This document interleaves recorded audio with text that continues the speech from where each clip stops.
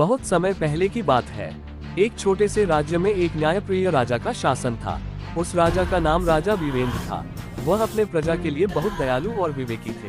राज्य में हर कोई उनका सम्मान करता था, क्योंकि वे हमेशा सत्य और न्याय के मार्ग पर चलते थे।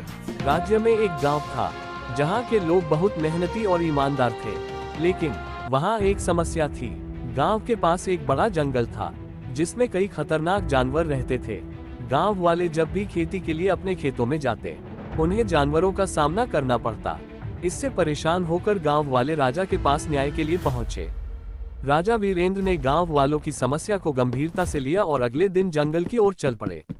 उन्होंने जंगल में जाकर देखा कि वहां सचमुच कई जानवर थे, जो लोगों के लिए खतरा बने हुए थे। राजा ने सोचा कि अगर जानवरों को जंगल से दूर किया जाए तो समस्या का समाधान हो सकता है। लेकिन वह जानवरों को मारना नहीं चाहते थे, क्योंकि वह जानते थे कि हर जीव का जीवन महत्वपूर्ण होता है। राजा ने अपने इष्ट मित्रों और सैनिकों के साथ मिलकर एक योजना बनाई।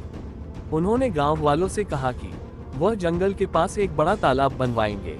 तालाब बनाने का उद्देश्य जानवरों को आकर्षित करना था। राजा ने यह तय किया कि जब जानवर तालाब की ओर आएंगे, तो उन्हें सुरक्षित स्थान पर ले जाया जाएगा, जहां वे गांव वालों के लिए खतरा नहीं बनेंगे। राजा ने मेहनती गांव वालों को इस योजना में शामिल किया। सब ने मिलकर तालाब की खुदाई शुरू की। कुछ महीनों की मेहनत के बाद तालाब बनकर तैयार हो गया। जानवरों ने जल्दी ही तालाब को खोज निकाला और वहां पानी पीने आने लगे। राजा ने अपनी सेना को निर्देश दिया कि जब जानवर तालाब पर आए, तो उन्हें सुरक्षित स्थान पर भेजा जाए।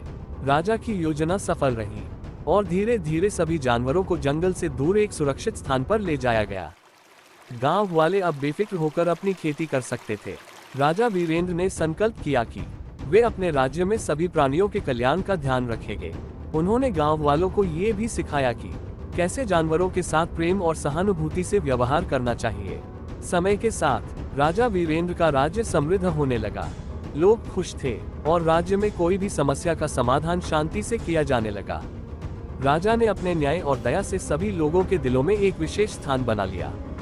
एक दिन राजा ने अपने राज्य की भलाई के लिए एक बड़ा मेला लगाने का निर्णय लिया। उन्होंने घोषणा की कि इस मेले में सभी को आमंत्रित किया जाएगा।